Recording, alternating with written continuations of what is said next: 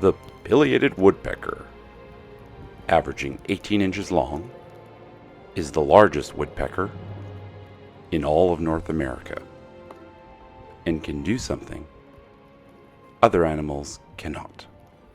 Watch. With strong necks and shoulder muscles, they can drill into trees without getting tired. But more importantly, they excavate large holes that will become homes not only for woodpeckers, but for other animals. So the next time you hear this hammering sound on a walk in the forest, look up and you might be surprised what you see.